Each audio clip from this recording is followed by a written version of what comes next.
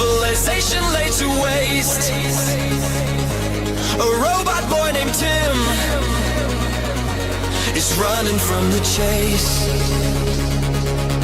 How does he connect to the harvester offenders? We'll have to read much more of the graphic novel Descender.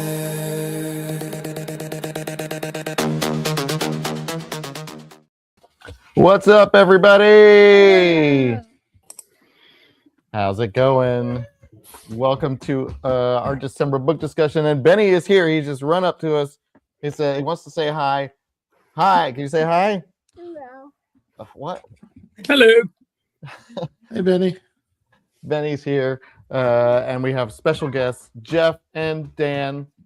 Jeff and Dan are here. Jeff is here. The picker of the book poll, right? Oh yeah. The man responsible for. Hope some people liked it. We'll find out. But yes, we are here. This is our final book discussion of 2025. Oh, weird. It's crazy. What a year it's been. And we are, of course, talking about Volume 1 of Descender, graphic novel. First six parts, issues. issues. So that's all that you were required to read for this discussion. It's all that I have read. Yes. It is all that you have read. Yes. Dan, is it all that you have read? It is all I have read. And Jeff, you've read the whole thing, I'm sure. I have. Yeah, I've read this one and the follow-up series as well. A follow-up series. Okay. Well, neat. So Jeff is the expert on Descender at large, and we are all just dipping a toe in. So hello, everybody. Good to see you. Hello, Stacy and Brenda and Adrian and Leanne. Greetings. And Carrie and Jennifer, Kathy and Marianne and Brandy. Jeff. I'm everywhere.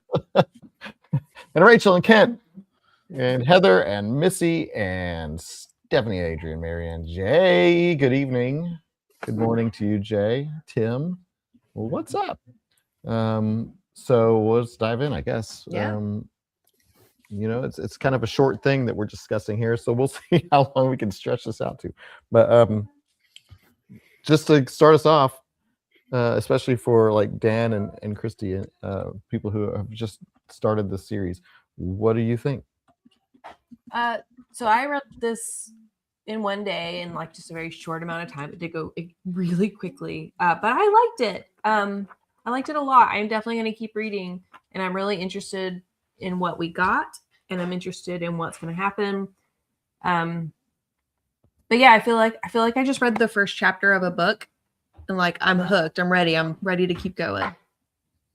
There you go. What about you, Dan? I liked it. There were parts I liked. There were aspects I liked better than other aspects. Characters I could have done without, certain story arcs that I felt were a little clunky, but I think the last chapter was my favorite in the volume. So if I was iffy going into that last chapter, if I continue, it's because I liked what I read at the end. So you got that hook. Yeah. I liked it too. I think the first volume just seems to have done a lot of the groundwork, Which makes sense. Which does make sense.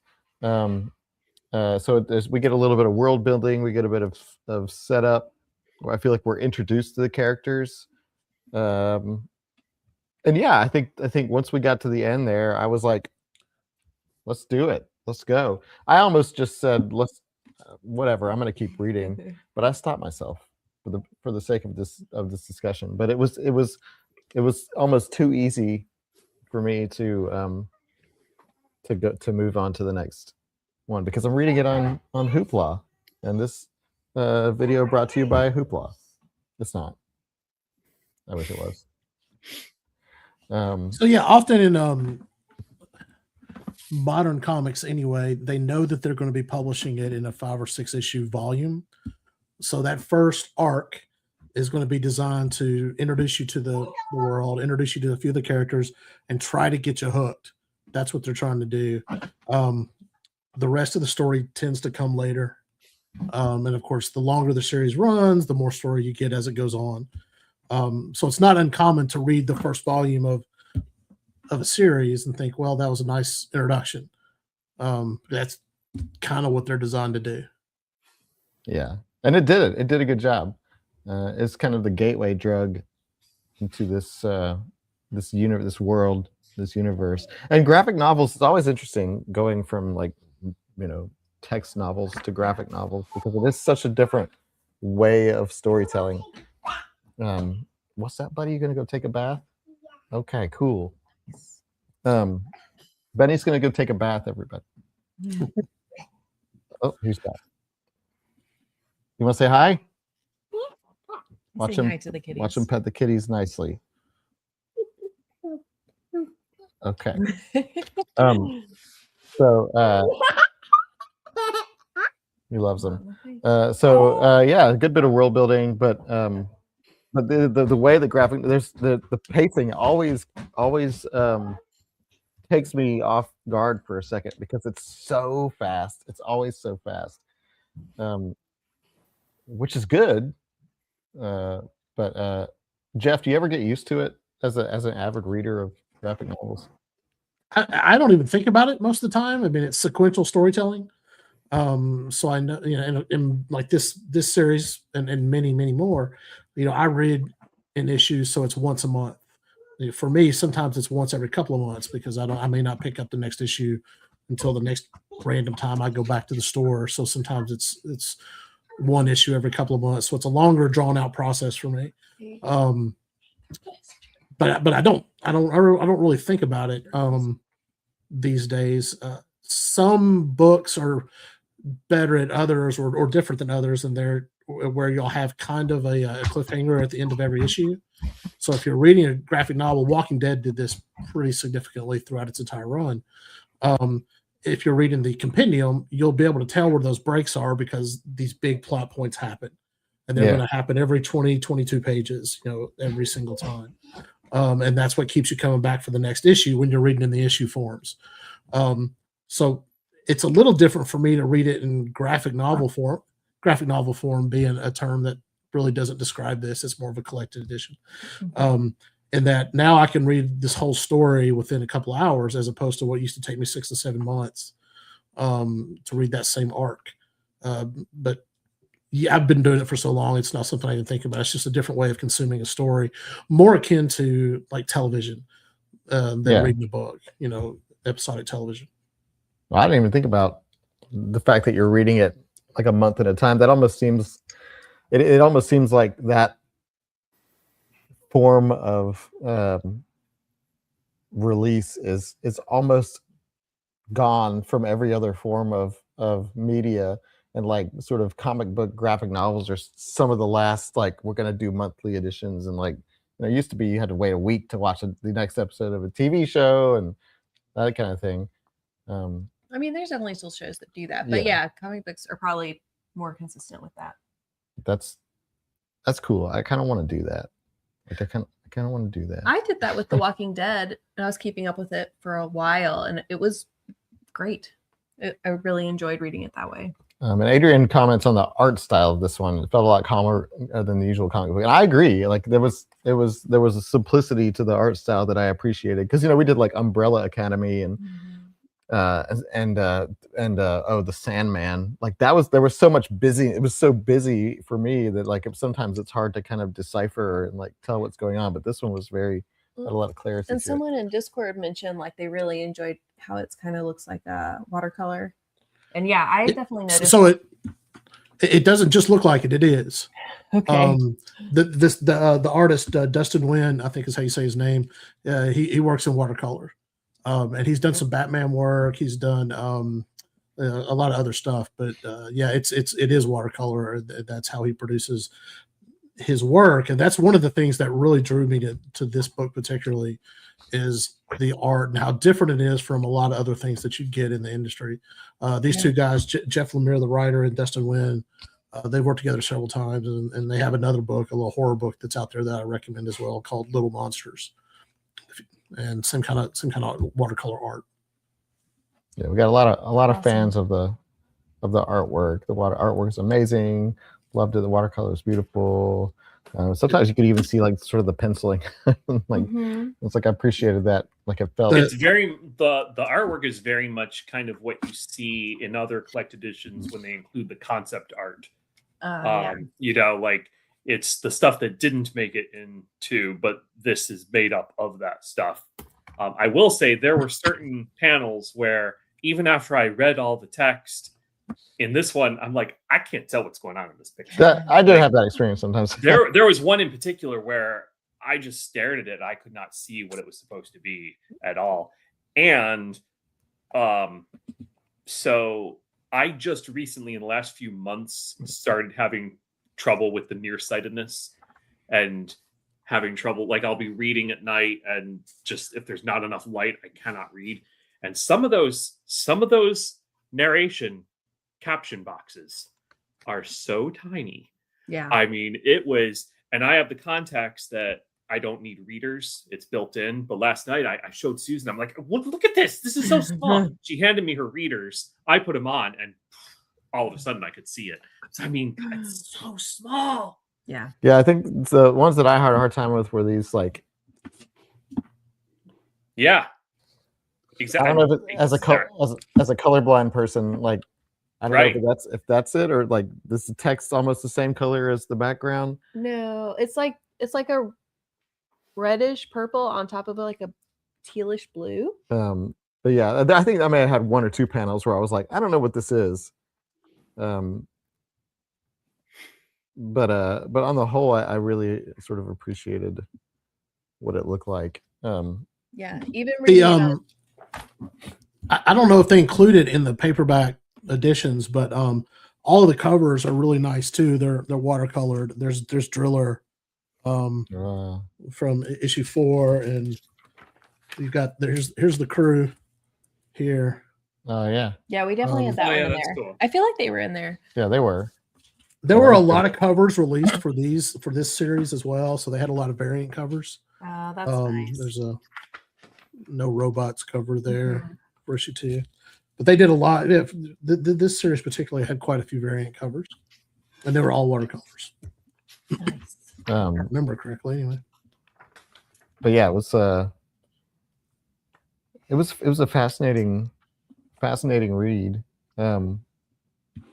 I guess we can talk about the story, or what we got of the story. Because again, this was like Christy said, it felt kind of like you were reading chapter 1 for good reason, because I guess we kind of were. But the setup, and you might have to correct me if I'm wrong, but the setup is that these giant robots called the Harvesters just showed up at all the 9 worlds, which reminds me of Battlestar Galactica, like the 12 colonies. Yeah, absolutely. And attacked them. Yeah, and it says hundreds of millions have died because of the Harvesters, which it was kind of hard to figure out the scale of the attacks, because especially with like they were pretty massive, right? Like the pretty decimating attacks, right? Yeah, but like the doctor or the scientist, I thought he died. I thought he died too, but he's like just in a ship right in front of the Harvester and somehow gets spared. And then like Telsa, there's like this little flashback of her running with her mom away from the Harvester, and her mom doesn't make it. Like I wish I had more information about the attacks. Well, maybe you have to read more. Maybe, yeah. Okay, yeah. But yeah, my impression was that it was like very much like Battlestar Galactica, where like the Cylons show up and just lay waste to everything. Spoiler alert.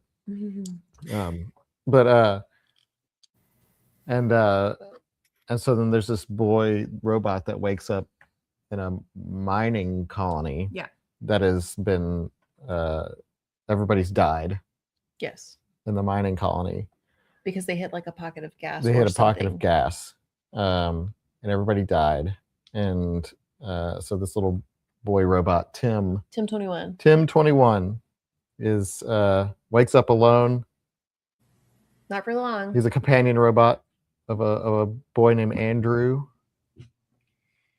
and he has a mom, Andrew's mom, and then he finds this little bandit, little robot bandit, and then the scavengers Show up and mess things up. that mess things up. Well, they just straight up kill him. Yeah, they just kill. Yeah, after he kills one of them, It was kind of shocking. I was Just like, "Oh, okay, he's done. He's dead." Well, that's that. I kind of figured he was going to be a bigger part of the story, but I guess not. Bandit, right? Yeah, but then we get the mining robot, and I love the murder bot driller guy. Driller robot, Yes, the Hrrmans. the Hrrmans. Yeah, so Driller sees himself as a killer, but he's Oh, not. he's a vicious robot. Yeah, So then you get a lot more Driller as you go through as well. Good. Driller's a big part of the crew, and they have to convince Driller that he's not a killer. Driller the killer, yeah. Driller the killer. And then on Dr. Kwan's side, you've got Dr. Kwan, and then you've got Telsa, not Tesla. Tesla. Don't call her Tesla. Even and though then, people seem to, and she stops correcting them. every time I see it, I guess I see Tesla. Oh yeah, our brains are hardwired for that. But and then her Telsa's Telsa. bodyguard, I don't know what his name is. whatever. Is he a bodyguard? What is he? Just sort of the muscle? He's the muscle. He's the muscle. Yeah, Yeah, I'm not sure trying we to ever remember heard her his name. name. yeah. It's like Tulis or Thulis or something. Oh yeah. That's right. Toothless. No, probably not. Driller's a killer. Driller spoke in all caps in my head. Is this the Toy Story of the future? A robot that is owned by Andy? Aw. Kind of. It feels a lot like AI artificial intelligence, the Spielberg Oh yeah. Kubrick film. It's kind of that same idea where he's got a robot pal that he goes along with. Yeah, she's like a robot companion for the little boy. But we get like a few revelations in these this little chunk of story that we got. The big one, I guess, being that Dr. Kwan Oh yeah, you're talking about the very end. is the big fat phony, Mhm. and Well, basically, he kind of paid for that. Yes, he did, which was also another really abrupt, shocking. Oh, they cut his hand thing. off. Yeah. They Luke Skywalkered him. I think it was more than the hand. It was They like, cut it was like Yeah, it's like a- yeah. forearm a little To the bit too, elbow. right? Yeah. Your Luke Skywalker comment may be more prescient than you realize. Oh, he's a Jedi. He may get some extra parts later on. Okay. Oh, all right. Yeah. See, there's this whole like. Oh gosh, it's a yeah, lot. it's like here. Yeah. Yeah, it's pretty gruesome. Yikes. Yeah. Oof. Yeah, that I appreciated the misdirection though when we think that they're gonna like start torturing Tim 21, but actually they're going after the doctor because their hatred of robots is just that strong. yeah. The whole, Ugh. but he reveals that he frauded the whole thing. Basically, whether they discovered a alien robot, Like a really old alien robot piece. and then he just claimed to have built it. No, he like stole the technology and was able to build Right. new robots from that. Yeah. So in that archaeological dig, they found a robot that they didn't know its origin. Quan ends up stealing him and uses the technology from that apparently ancient robot to build his robots and take credit for the technology. Mhm. So that's the connection between Tim and the Harvesters. Right. Because Tim's got this same codex that The matches the DNA. Harvesters codex, and that's why he's so important to find out who the Harvesters are. He's the only Tim bot left so far that we know of. The or- humans know of, it seems. just like Terminator 2. Look at us. It's just Descender is just an amalgamation of all these things. Well, we met one at the end. Oh, Yeah, but that was Okay. I With didn't the know if that robot. was just in my books Yeah, or not. no. I wanted to be sure. It was at the very end. yeah. As far as the humans knew, I think this was the only Tim, but That's right. the robots have one. Tim 20? No, Tim 10, 22. 22. Yeah. Yeah, that's the last page. Hello. It's me, Tim 22. That's his voice.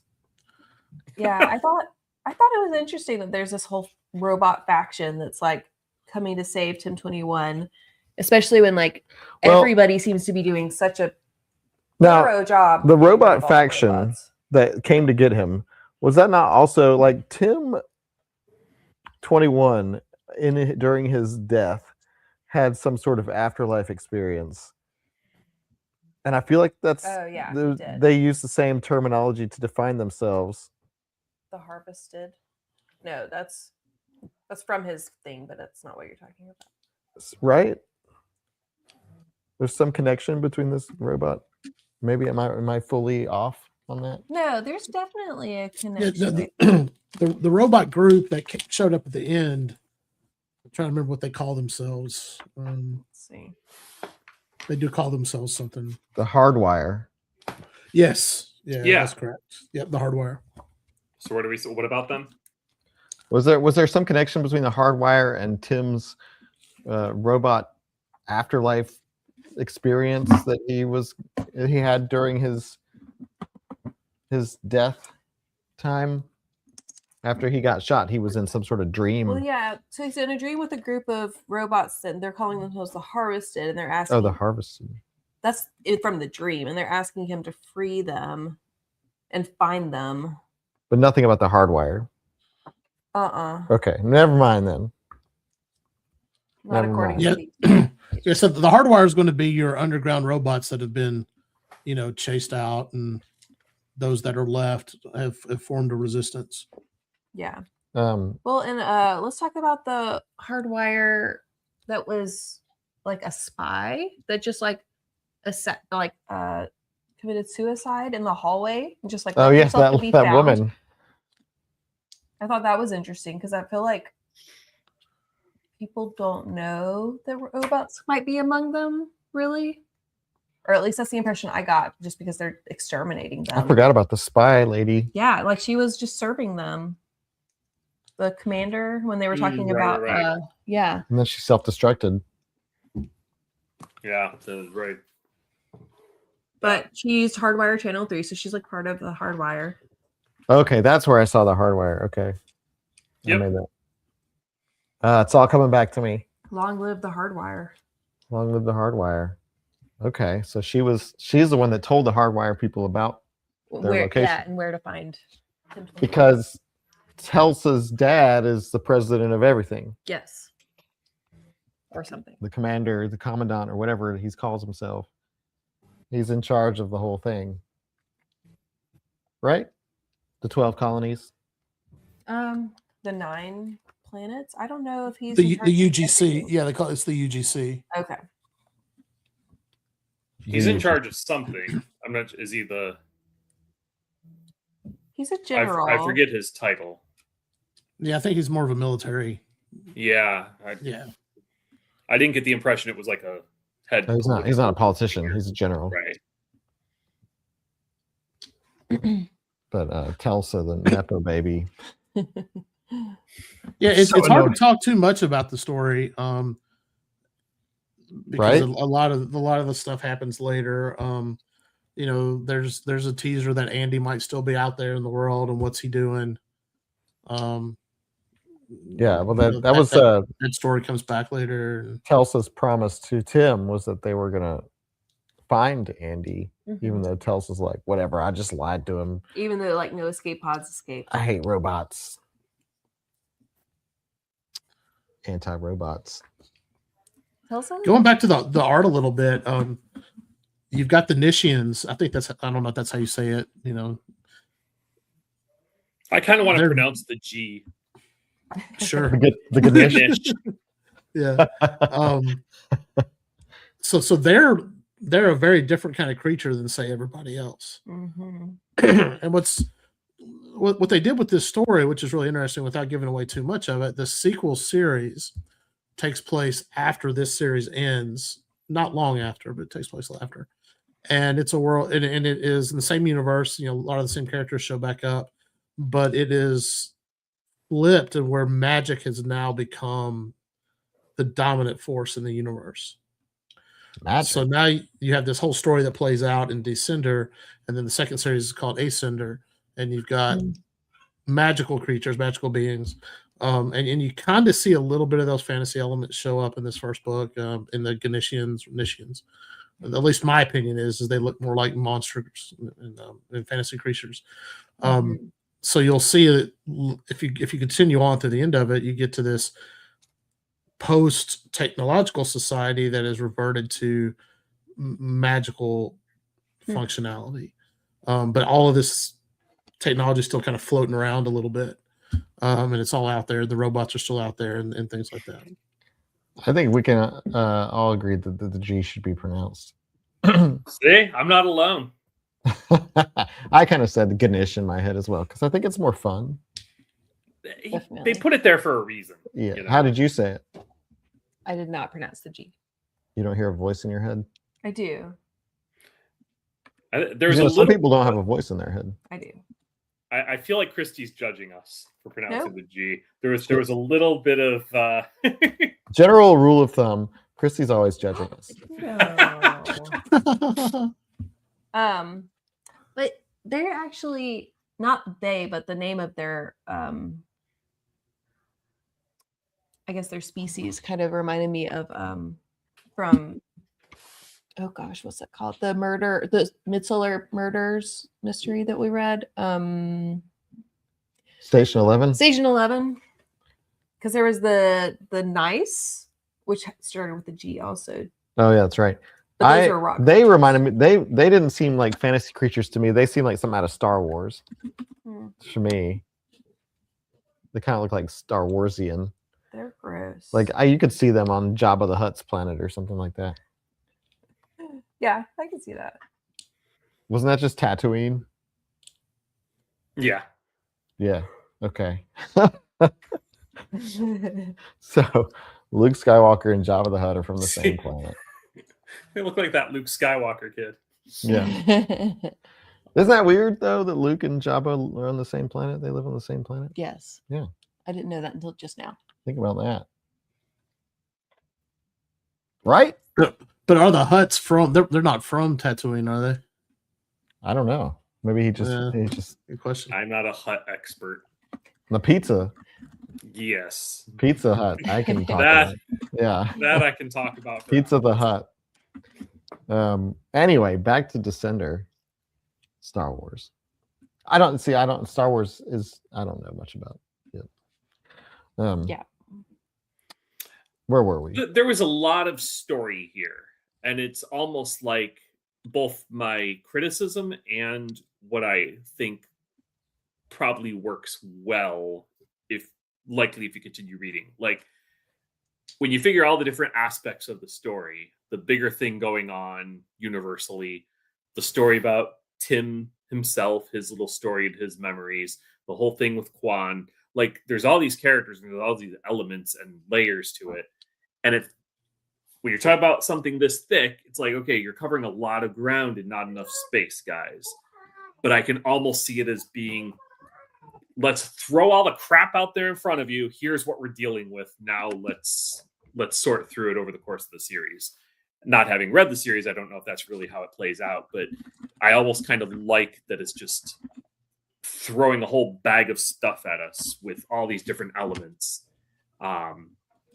Without really a clear linear story from beginning to end. Like there's a lot of hints at stories to come, I feel. Yeah. And I think it's pretty impressive that they were able to do it in a comprehensive way. Mm-hmm. Unlike the Umbrella Academy, which when I think back on when we read the Umbrella Academy and I was like, what is this? It was Umbrella Academy was maybe I'm just I've over exaggerated in my mind, but when we read the Umbrella Academy, I feel like No, that one you're not. was so bonkers that it was almost incomprehensible. A lot Incomprehensible. of people struggled with that when we read it. Yeah, so yeah, that book is particularly comic booky in a way that if you're not a comic book reader, that one's going to come off really rough for you. I I'm a personally enjoy it lifelong quite a comic bit. book reader, but I did not enjoy Umbrella Academy. It wasn't so much that it felt deliberately bonkers, like just in a way of let's be outrageous for the sake of being outrageous. Not to turn this into an Umbrella Academy discussion, but like that was my issue. It was just a little too off the wall. On the other hand, then Resident Alien was just too A to here's B a story, very straightforward. Almost felt like a middle schooler could have written it in art class. I feel like this one and Chew probably hit that like nice kind of flow where it was fast and a little bit bonkers, but like it felt fine. Like it felt like it was still like holding my hand through it, as opposed to just being like, here we go, and take off, and I'm like, oh wait, hell.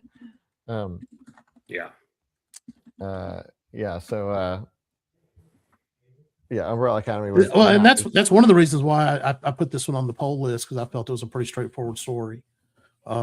There's never it's really hard to find a graphic novel that tells a whole story that's short enough to read for this group. That's also fits the sci-fi fantasy genre. It's difficult, and it's almost being impossible, quite frankly. I mean, there's self-contained, what I would really call a graphic novel, but they don't fit the kind of requirements to what I would pick for this group. I feel like we could have read this whole thing. Oh yeah, I could have definitely read more. I mean, time. it's a lot. Like I think it was like on Hoopla it said it was like 700 something pages. That's doesn't for the whole thing. For the whole thing.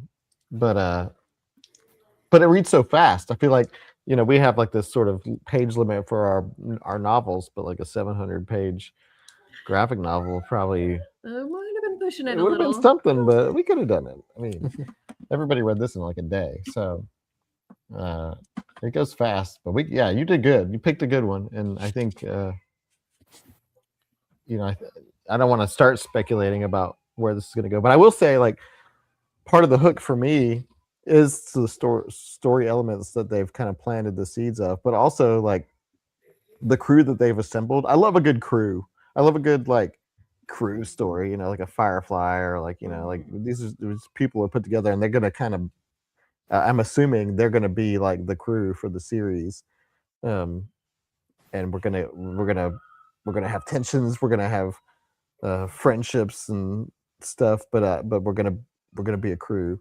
I love a good crew, a good diverse crew. So I'm kind of excited that it is going to be that. Well, it'd be interesting because if this is a crew, most of them don't really like each other. Yeah. So not yet. About tension. I mean, Firefly, they butted heads, but for the most part, they got along just fine. Right. Well, there was a kind of hierarchy with Firefly being the ship captain, and then the crew, and then the civilians. Right. This was just. There's not really a hierarchy. It seems like we've got a leader in Telsa, not Tesla. Not Tesla. And then we have so you can also kind of see where they're setting up the next arc, right? It's going to be some kind of a dynamic between Tim 21 and Tim 22. Yeah. Mm-hmm. I might, what's the word? Hint that Tim 22's hair color may mean something. Without giving away too much. Interesting. We didn't even see it. We didn't even see his face. No, we do. Yeah, you do. Oh, okay. Yeah, that's him. Maybe to try to get people to read on, there'll be a dynamic there. And then in all of these series, you get your full cast of characters that are slowly going to be introduced through the first several arcs, if not through the entire series. And that's why I like this, because I like comics in general, and and I'm not talking about superhero comics, that kind of stuff. I'm talking about these kind of books where you get a story that builds all the way through the run. You're always going to be getting something new, especially every 6 issues. You're going to be getting a new story that continues the larger narrative, but you're going to be getting new stuff in between. If it's a good book, you definitely will. Yeah. I mean, one thing I noticed about other stories like Walking Dead is really the only one that I have experience with, is that it like you have little arcs, but it goes all over the place. Like it, it's like it's you're here one time and then you wrap up that story fairly quickly, and now you're like doing something completely different. There's a new mission, a new objective, or whatever, a new wrinkle that's put in, a new group of baddies that show up to cause havoc for the protagonist. But it feels like it just kind of, the story goes in a bunch of different places. I never read Watchmen. That was a big deal. Mm-hmm. Watchmen's a great book, and it is a self-contained story. It's difficult to read, I think. No, that's not the word. That's not the way to say it. I think it's a difficult book to sell to people who are not already into comics. Because it really depends. It depends on you having at least some knowledge of how comics work. I mean, let's say, for example, the way you watch, when you watch The Incredibles, right? The Incredibles film, and at the end, Syndrome is monologuing and they comment on it. Oh, you caught me monologuing. There's a lot of that in Watchmen. Not played for comedy at all, but there's a lot of that in there. So Watchmen's a book that has a whole lot of levels, and I don't know, because I haven't really been in a group that's done it before, but I wonder how non-comic readers would find that book. Well, I'm interested to hear more about how non-comic readers found this. And every time we do a graphic novel, like, how like, is this gonna, like, I think it might be like, is this going to get you into doing more graphic novels? Is this going to introduce you to the world of graphic novel? You're going to check out some more, because we got Jeff here, who is, and probably some others as well, who are like a massive resources for good recommendations. Like, is there one that's like going to get you hooked? Because every time we do one, I always want to do more, and then I just don't, for whatever reason. It's just like Benny's having a good time in there. Descender is one that I often recommend for people that want to try it, but they don't have any experience with it. Again, because I do think the storytelling is pretty straightforward. You just have to be willing to read that sequential storytelling a little bit, which is different than other novels and things. Now with comics, sometimes for me, and this is a question that I don't have an answer to this. Like, sometimes for me, like, thinking about diving into a novel seems like a commitment. Do you have like less of that when you think of diving into a graphic novel or something like that? Does it feel like less of a, like, oh gosh, I'm gonna have to read this whole thing? I mean, for me, it's definitely less of a commitment. It still is a commitment, but it is less of a commitment than diving into a novel. Sorry for our soundtrack. Can you hear that? Yeah. Some screaming in the background. I mean, part of it with it's being electrocuted. If you're walking into the comic shop and you see something, a new release of some new title, you can pick up issue 1. You go home and it's $4 you spent, and if you love it, you look forward to next month. Mm-hmm. Or in some cases of indies, you might be waiting a few months. But if you don't like it, all right, it's $4. I read something that took me half an hour to read and it's done, as opposed to I spent $17 on this trade paperback that I read a chapter of and said, oh crap, this isn't for me. So I mean, I think there are a lot of entry ways into comics, whether it's collected editions, single issues, or graphic novels. And I mean, generally when people ask me for advice, my first thing is I ask them, because we live in a very superhero saturated society right now. I say, are you asking about this because of superheroes? If you want superhero comics, I can give you titles to get into as a gateway.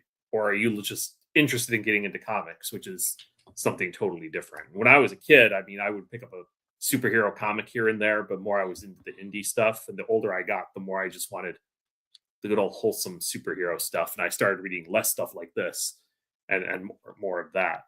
But I mean, there are so many ways into the hobby that, I mean, you can't go wrong, really. Well, and I'll tell you, as I've gotten older, I don't really like trying a series, and I like less trying a series that I don't know is going to go to completion. That's really frustrating.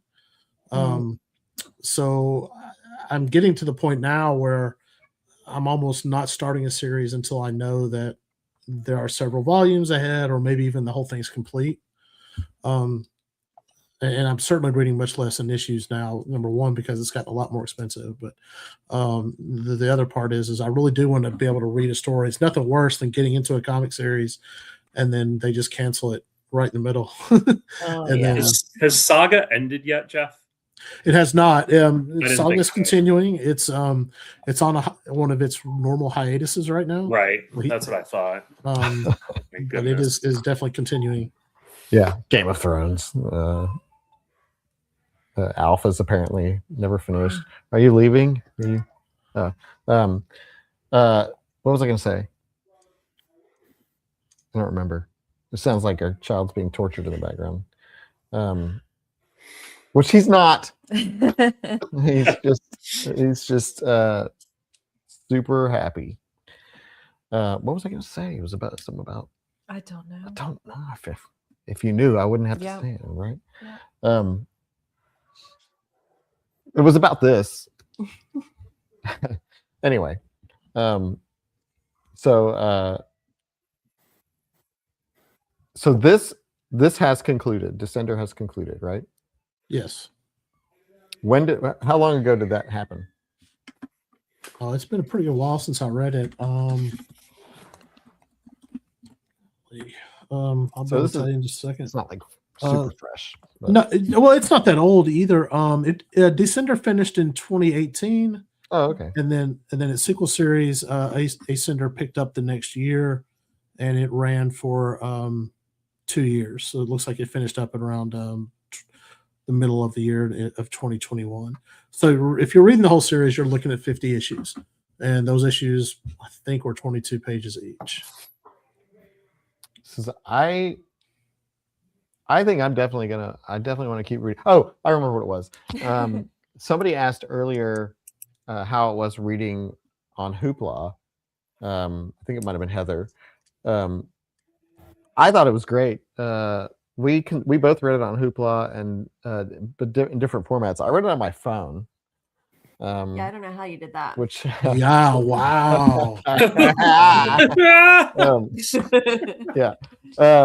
But Hoopla has this feature when you read it on a phone where it'll like zoom in on the different panels as you swipe. So you'll get the whole page, then it'll be like zoop, zoop.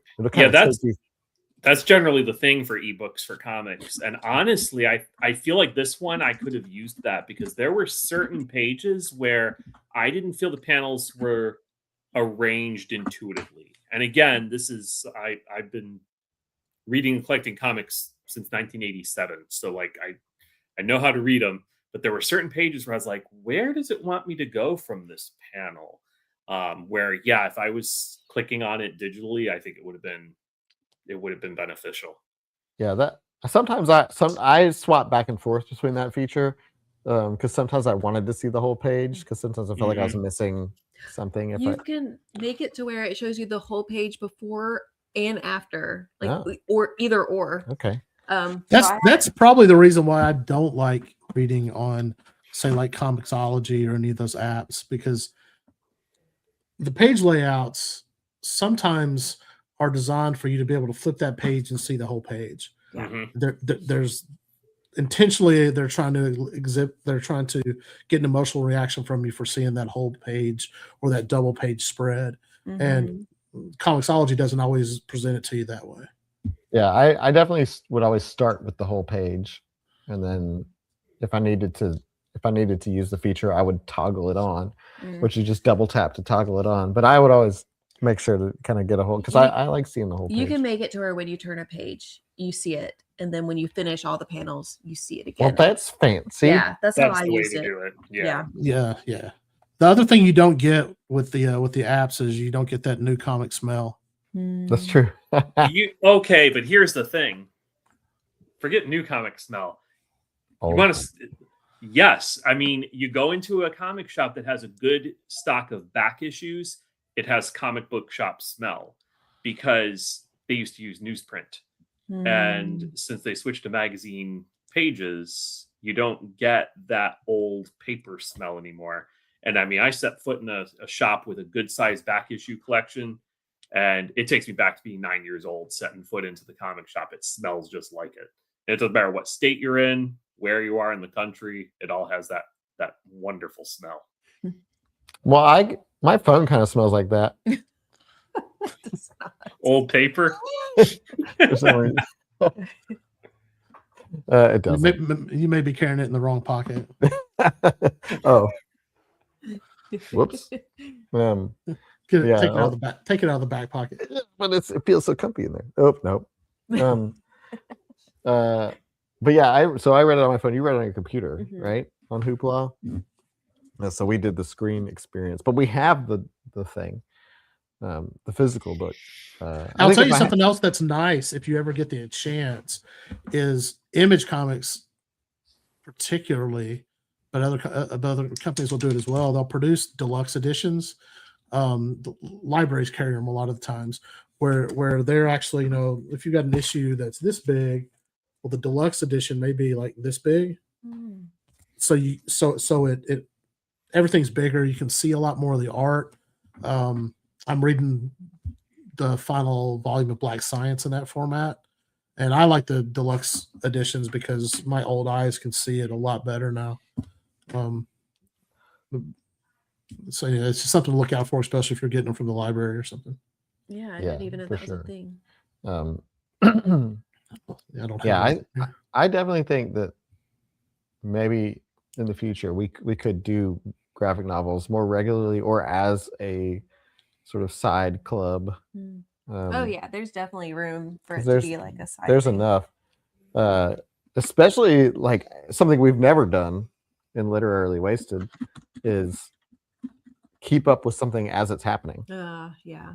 So like we're like, every month, like we're all reading a new thing when it comes out, and like we don't know where the story's going. We don't know, like, we've never had that kind of experience. I think that'd be kind of fun.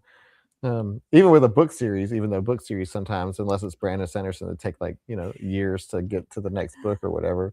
Whereas Brandon Sanderson might as well be a weekly TV show. He's like, I wrote another book this week. Not that bad. Yeah, you could do a saga. You could do a saga group like that and have a regular check-in with the saga group, because that series it's in the 60s right now, I think. I kind of need that because I've started Saga like 3 times and I get several volumes in and then I just burn out. And then 2 years, 3 years later, I'm ready for it again and I have to start all over again and then I burn out. Yeah. So I will say that the Why the Last Man series that I also recommended, that one is a finite story and it's got 10 volumes in the regular paperback version. And so it's got an end. You can read it and it's done. If you're interested in doing something like that. I read most of that one after it was on our book pull and lost. Or maybe it wasn't on a book pull. Maybe I wanted to put it on a book pull. No, Why the Last Man. Oh no, yeah, that one wasn't on. But I really enjoyed that one for a while. But yeah, so like we could easily. I mean, we stopped talking about Descender. Should we stop talking more about Descender? Is it what else do you want to talk about with Descender? I mean, we covered a lot of it. Really, yeah, I'm not sure there's more to. I mean, there's definitely more to talk about in the future, but I'm not sure there's more to talk about with this. With book. volume 1. Yeah. But it's just turned into a conversation about just graphic novels in general. And I think it'd be fun to kind of keep up with something and have discussions about it, and like an ongoing series that you don't know when it's going to end, and you don't know where it's like nobody knows where it's going to go. There's no possible spoilers because it doesn't exist yet. That's how I got involved in comics as a kid, was that all the friends that I hung out with, would get the new issue of a particular story that was coming out in the 80s called Crisis on Infinite Earths, big DC comic story. One of the kind of the big, like, hey, this is crossover. This is the one that made crossovers a thing. And all your friends would get the issue, and then you would read it, and you would come to school and you would talk about it. Very similar to what you do with, like, say, Stranger Things. Well, not really Stranger Things, because that's all released at the same time, but TV shows that you would see once a week, and then you would talk to people about it at school or at work or something. Comics was like that for me as a kid. Yeah, I never had that. And I've always wanted to get into comics, but it seems it's such a daunting, like I wasn't into comics as a kid, but I was kind of on the sidelines looking in. Like I would go to the comic book shop all the time, and then I'd just buy Star Trek cards. Yeah, and so every once in a while I'll Google like how to get into comics, where to start, and it's like, oh, okay, so I want to read X-Men, and it's like, well, you could start here, or you could start here, or you could start here, or you could start here, or you could start here. There's like the best advice is you just jump in. Just jump in. Just start. Pick something and go. Just go. That's good advice. But yeah, we should talk about doing a graphic novel series or something like that, where we just catch up, and then we because graphic novels, I feel like, unlike, let's say we were to do like the Expanse series or something like that, like that's a lot of reading, whereas I feel like graphic novels, you can read it, you can consume it a lot quicker, and it's less of a like. Well, it doesn't have to be graphic novels; it can just be based on like the issues, and then you have like then you just get like a little micro, not micro, but very consumable pieces of media. Anybody else want to do that? And just a reminder that there is a graphic novel, comics, and manga thread on Discord. Mm-hmm. This sure is. I post in there every so often, trying to get something going. Yeah, there's a lot of good information in there and good suggestions. And if you do want to start something, like, it's a good place to ask questions. Well, cool. Anything else we want to say about Descender? Hey, I'll also point out that Jeff Lamire, he's written a whole lot of other great stuff as well. So if you like this book, look for him as a writer, and you'll find some other great stuff as well. Awesome. Okay. Well, I have to ask, even though I think we know the answer, are you going to keep reading? Christy? Oh, yeah. Yeah. Dan? Eventually. Yeah. Eventually. Jeff, are you going to read it again? I was finishing up the first 6 issues again right before this started, and I've kind of got the itch to go through it again. Oh, okay. So maybe, maybe. Kathy's going to keep reading. Kathy's in. I'm in. I'm going to do it. I want to do it. I almost did, since it's on Hoopla, and I can just say borrow. And then I got it, and I'm just gonna fly through it. Yeah. Cindy's gonna do it. Brandy says planning on it. I would like to know more about. I would like to know more. Heather asks if we'll be keeping discussion going in the Descender thread. What we can do is create a Descender thread in the comics channel. Because otherwise, the easiest thing is to collapse and get out of sight each year's book club books until someone reads it later on. So yeah, we can create a thread for Descender in the comics channel in there. Okay, yeah, that's a good place to continue the discussion. Just make sure to do spoiler tags, since we all read at different paces. But yeah, before we wrap up, we've got a book announcement, right? Yeah. Tell us what we're reading in February. Yes, February. Y'all have voted, and we are reading Project Hail Mary by Andy Weir. Shocker. February. What was the percentage there in the end? My God. 41 votes to 9 votes to 6 votes. Wow. Yeah, it was overwhelming. Overwhelmingly Project Hail Mary. So that's exciting. And then maybe we can all like Let's go see the movie. watch the movie Yes. and talk about it. So Project Hail Mary, that's a second chance, actually, isn't it? Yes. Yeah, it was in the book pool in like 2021. It was a while ago. Yeah, So I you think see? it hit the poll right after it came out. It seemed like it was pretty quick after it came out. I feel like it has the potential to be one of the most popular, successful books for this club that we've ever had. Nice. Okay. I don't think that's overstating it. I just think it's very likable by different audiences. Agreed. Yeah. Well, I'm looking forward to it. But before we get to Project Hail Mary, So funny. It lost in November of 2021, and it lost to Piranesi, and then I guess it must have been like last place because we also read the other one that lost with it, The Space Between Worlds. Oof. well, Project Hail Mary. Well, So- my how the tables have turned. Yeah. But before we get to Project Hail Mary, we've got Don't whistle. Don't Whistle at Night. Never whistle in the night. Let's see. I have it right here. What's January's book? Never whistle at night. Never Whistle at Night, which is Okay. a anthology series, right? Or It's a collection of it's a shorts. collection of yeah. So that's what we have coming up in January, and then Project Hail Mary in February, which is the short month. But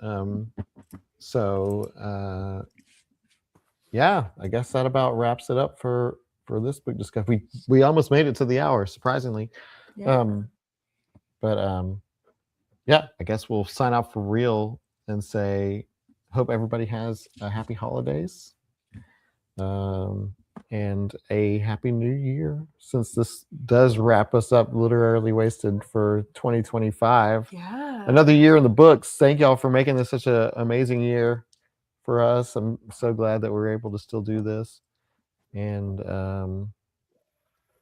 yeah, we're super grateful for everybody. Thank you guys. Yeah, we didn't want to sign off prematurely in the holiday hangout because we had this like the next week, but we're super grateful for everybody, and happy 2025. Happy 2026 to everybody. Hope it's a great year. Let's say Literarily Wasted 2026. Let's go. Whee! Woohoo. Exactly, Kathy. Exactly. Anything else? I don't think so. All right. Stay tuned. More Lit Wasted to come. Until then, bye everybody. Bye all. Bye. Good night. Good night.